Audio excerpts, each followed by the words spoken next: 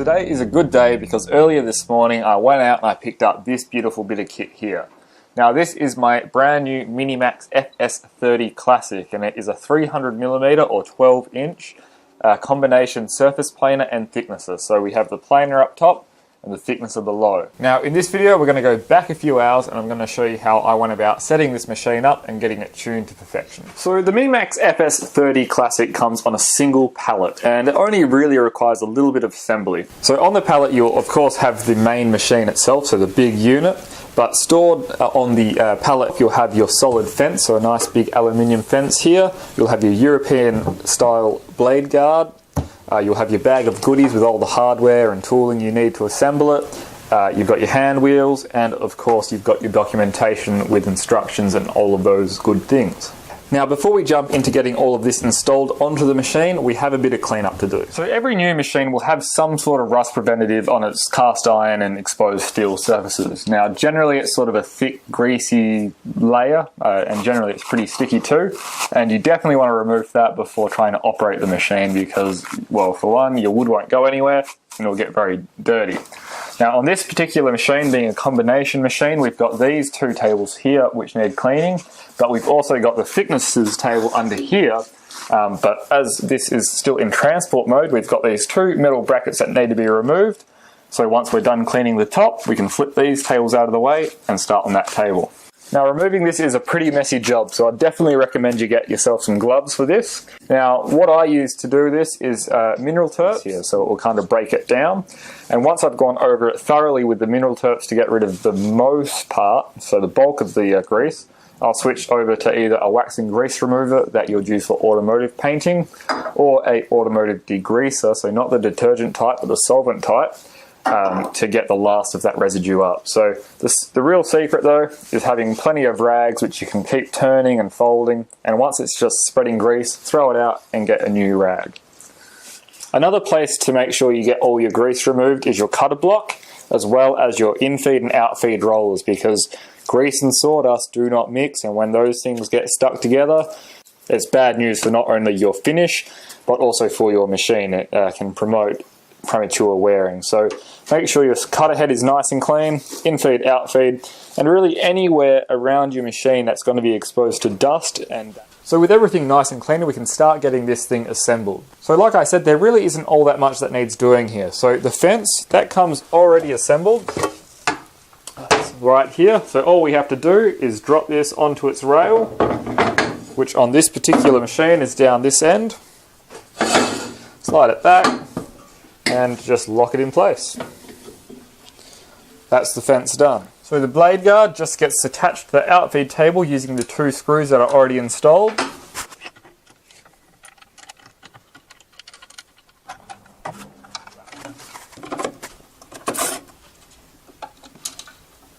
Now the last thing that we need to do is install the knives, and this particular machine uses a really interesting cutter head, and it's called a Tersa cutter head.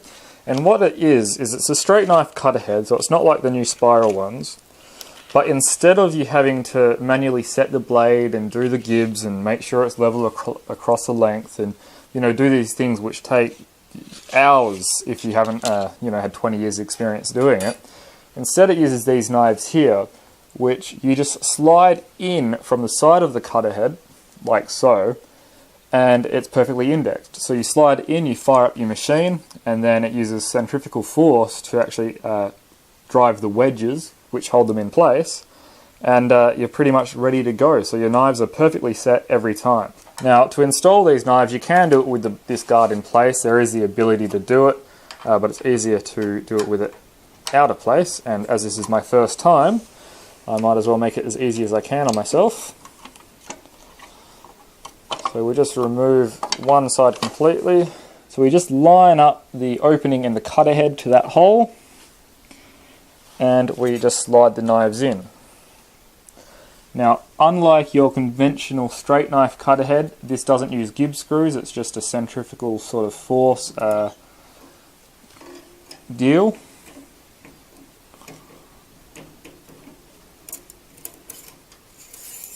So there we go, it's just sliding in. Now we just need a little dowel or something, and I've got this little bit of cable.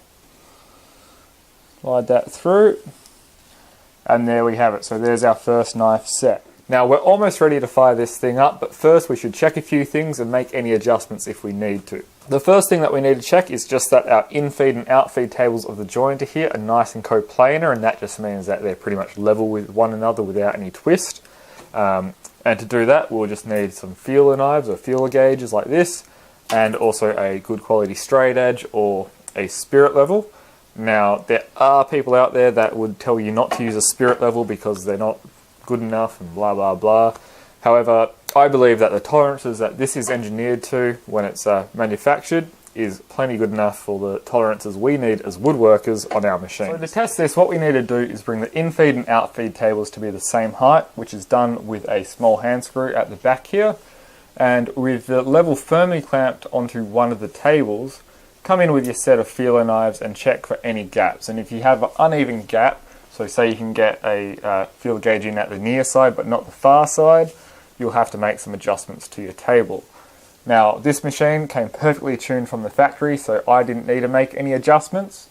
But if you do need to adjust one of your tables, it's just done by adjusting the two little set screws at either side of the table until everything's just right. Now, this is a really tedious job, and it does take a while because it doesn't quite behave the way you would think. So your rear set screw may not actually make the rear of the table come up. So make sure that you're in a good headspace when you start this, have a cup of tea or whatever with you, and just take your time and constantly check with those feeler gauges. So you'd want to check the front of your table, you'd want to check the back of your table, and you'd also want to check diagonally, so corner to corner. So after checking all your tables, it's probably a good idea to give everything a bit of a coat of wax, and that will make sure it stays free of rust for a while, so it will protect it, and also ensure that all your workpieces will run smoothly over those surfaces.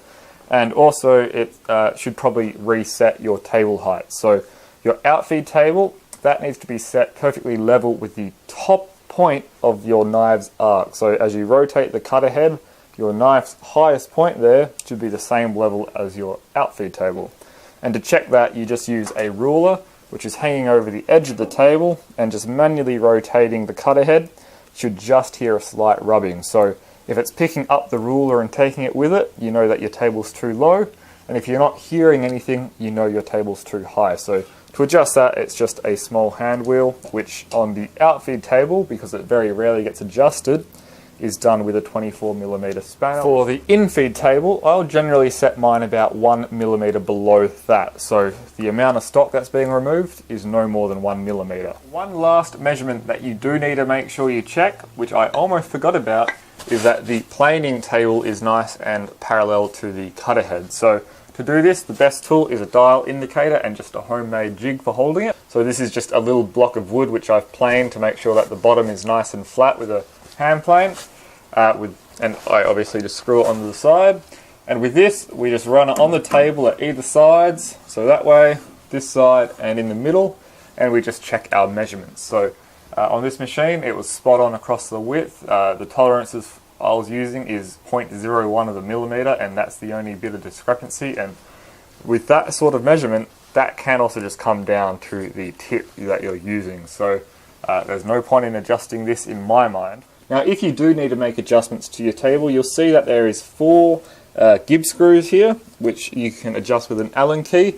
So you would just loosen off the locking nut, and you would either twist it in or out, depending on which way your table needs to tilt, until you have it just right. Now, power for this machine is kind of up to you to supply the cord. So what you get is you get this plug here, which plugs into the machine, and everything else is up to you. So whether you want this to be hardwired into your, into your circuit or whatever, or you want it to be plugged into a dedicated circuit, like a 15 amp circuit like I'm doing, the cabling is up to you. So just make sure that you consult an electrician or a Sparky in cable sizes.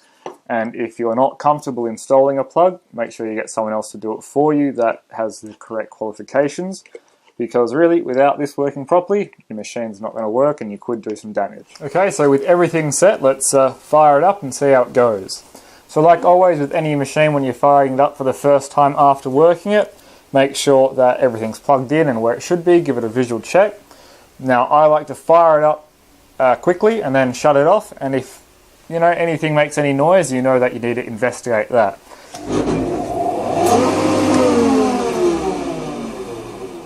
Okay, so there's our first fire up, and there was no weird noises. Everything looks good. So let's fire it up, and we'll send through a piece of work.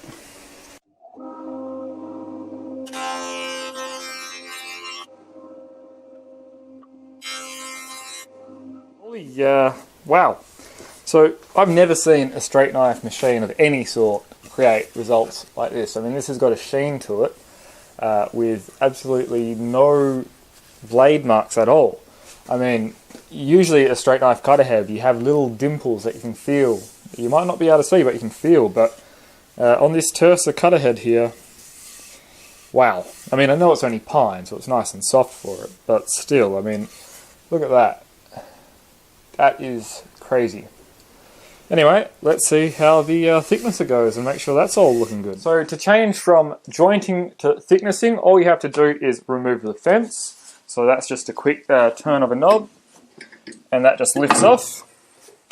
Flip this blade guard out of the way, so that's just a quick release, so one lever up and down. And then with these two little quick release knobs underneath each table, lift them out of the way. Flip the dust hood over.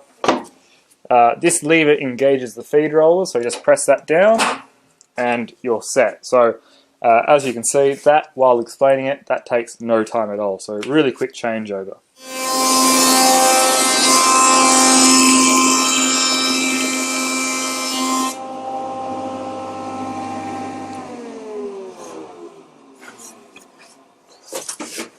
Alright, so I cranked that again to 30 mil.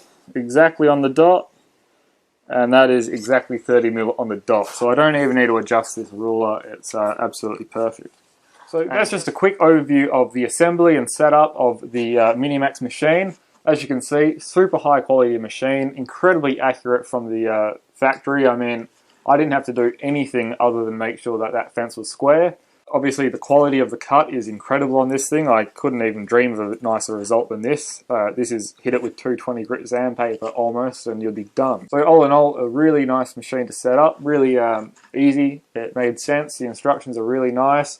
And while it took a little bit of time to get that, get everything done, it's easily doable in an afternoon. So I know this obviously isn't a video that's targeted towards everyone, but for those that did watch and stay all the way through, thanks for watching. Make sure you stick around and subscribe to the channel if you haven't already, and we'll be seeing you in the next video.